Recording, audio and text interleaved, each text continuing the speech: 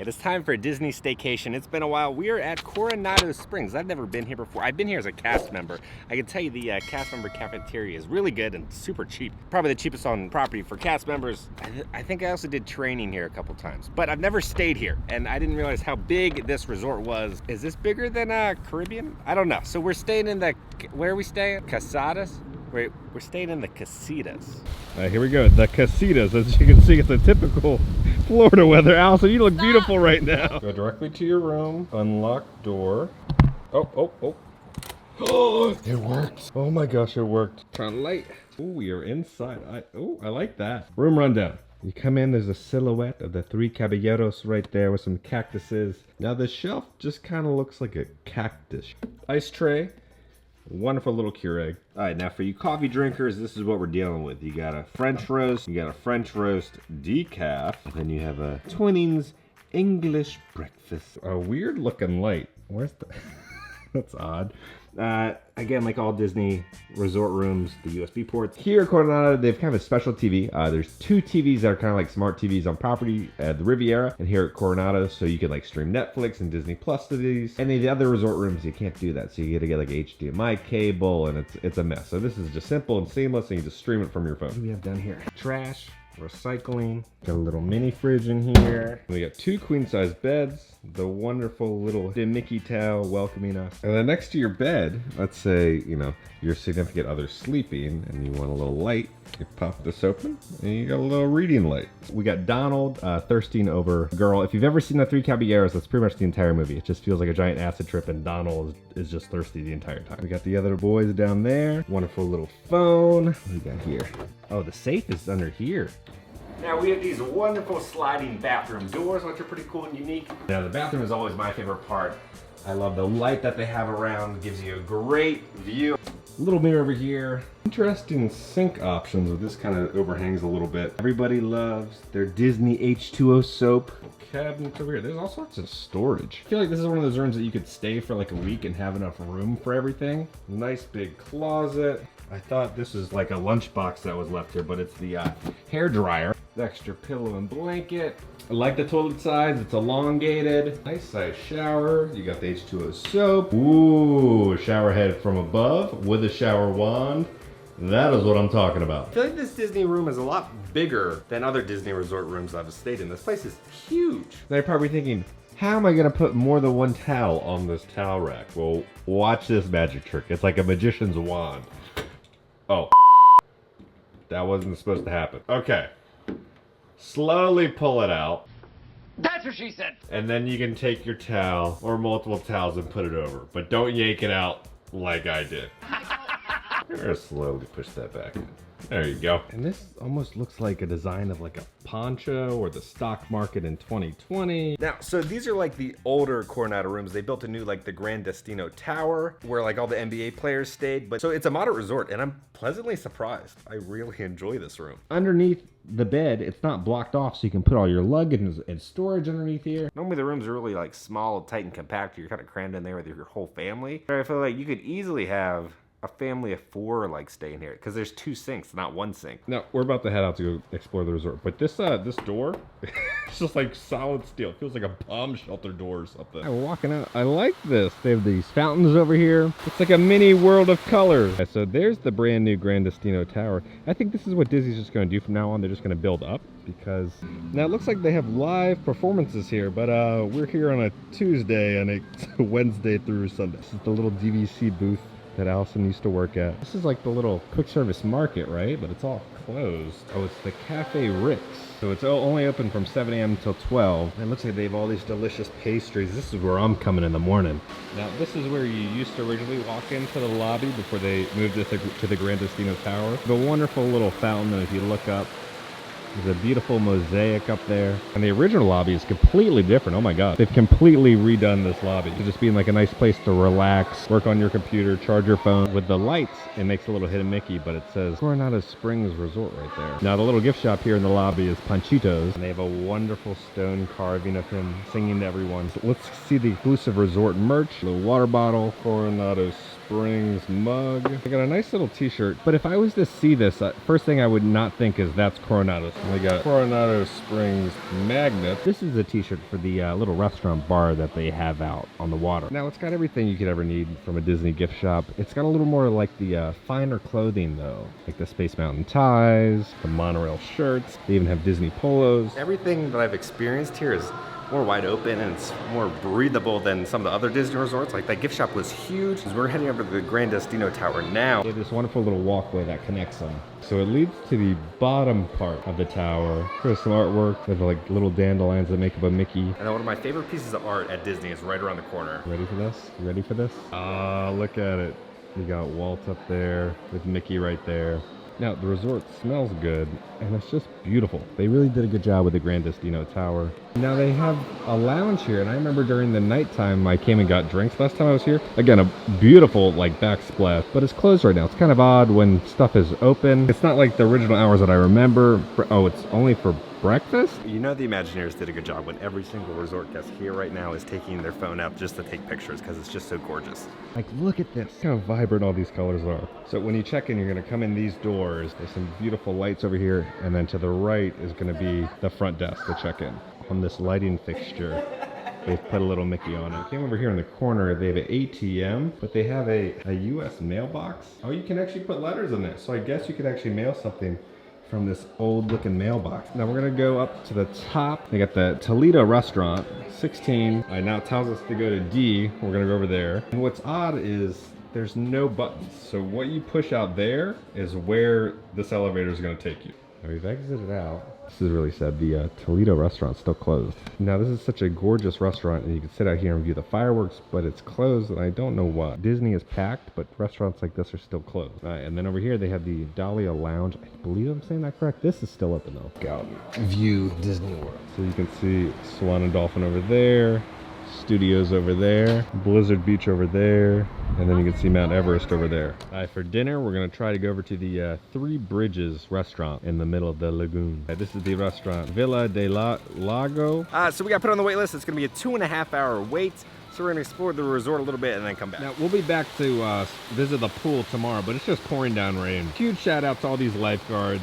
You guys are rock stars. I don't know how y'all do it dealing with the heat, the rain. I could never do your job. All right, so we're a little hungry. We're stopping off at the pool bar at the Siesta. So I got the firecracker shrimp. It's gonna be deep fried shrimp with spicy boom boom sauce over it. Let's try the spicy boom boom shrimp. I think the tails are still on them though. Okay, I just finished, very sad. 5 out of 10. They weren't very good. Now they have a giant arcade here. Let's see what they got. Never done this before, but we got the arcade play card. The first game that Allison wanted to play was a ski game. Okay, just remember, do not wear high-heeled shoes. How is Everest the easiest one?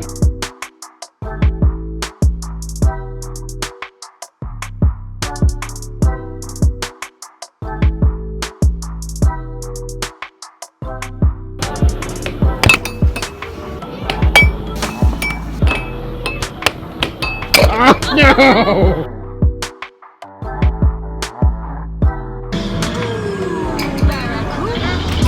Allison kicked my butt. That's her score. That's my score. I do want to say she was a professional bass player, so she's got that. She's even on America's Got Talent.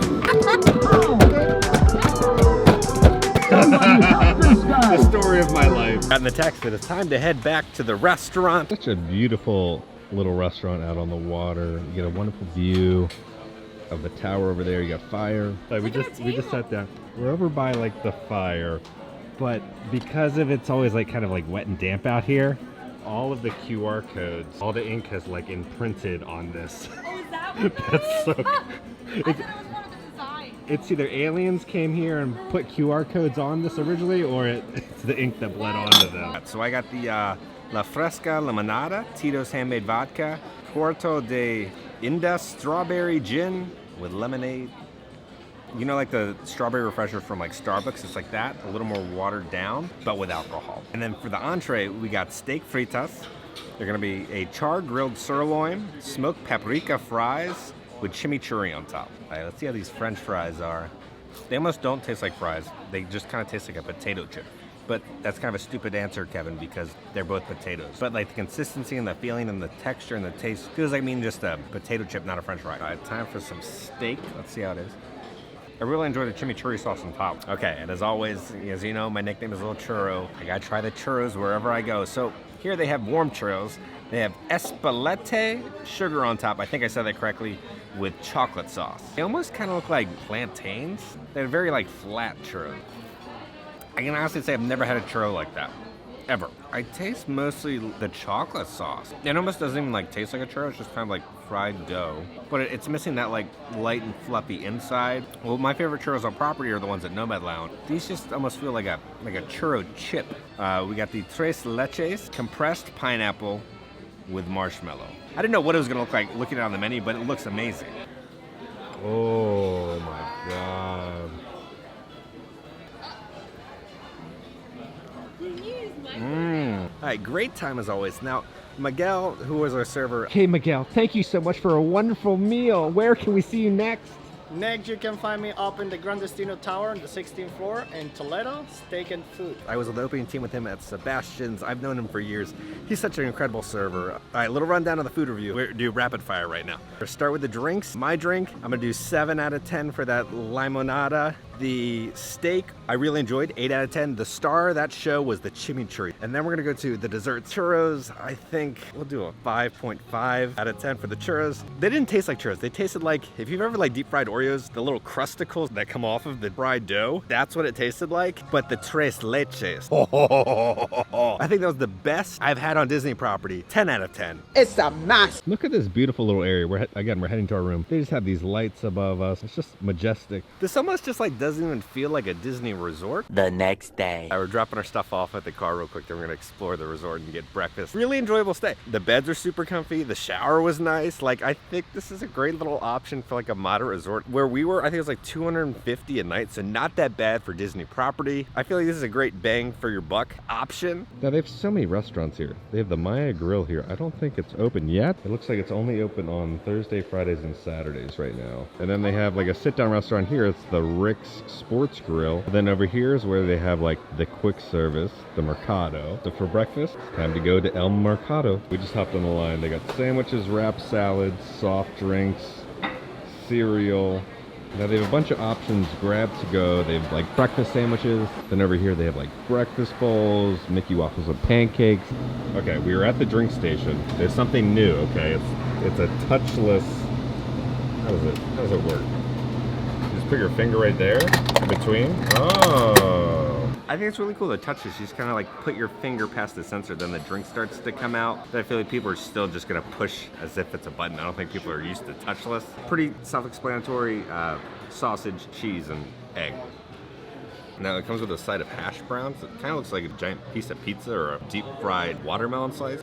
All right, just finished the sandwich. We'll do a 6 out of 10. That's fine. Now I'm really excited to go to that cafe that we saw yesterday. The Cafe Rick's. So I got a thing called a cronut. Never had a cronut before. I guess it's a mutated donut that had a baby with a croissant.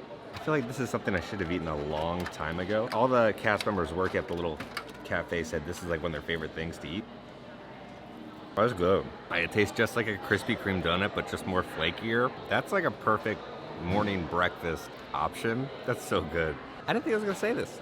10 out of 10 donut. It's a mess. Really enjoyed it. That donut is better than anything that's at Everglades at Disney Springs. We're gonna explore the lost city of Cibola. But so the pool is called the dig site. It's supposed to be like they were excavating like the ruins. So they have all these like lights and stuff up as if they were excavating it. They have everything here. They got the ruins, they got a playground, they got an arcade, they got the little pool bar, they have a ball court, a spa. Okay, we're entering into the ruins. I'm loving the theme at this pool. It's a little busy today. So you can see the lights that are set up as if they were like had to excavate during the nighttime.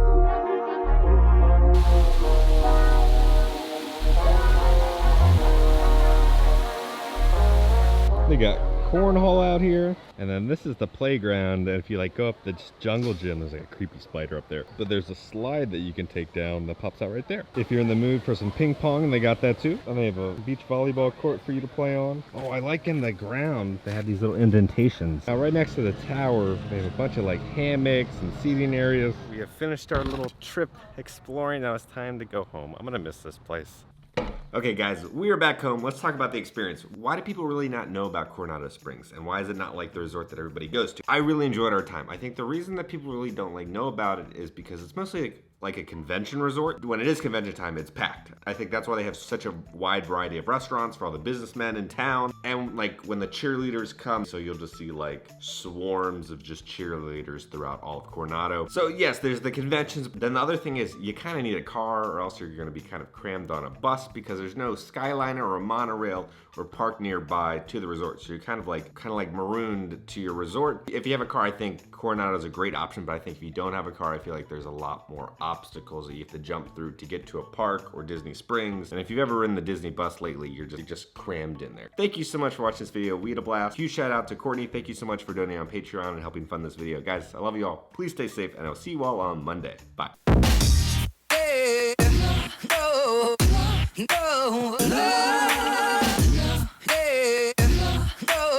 I always enjoy on the door the little play it smart evacuation, the little Jiminy Cricket looking out the little window, locking the door, dial 911.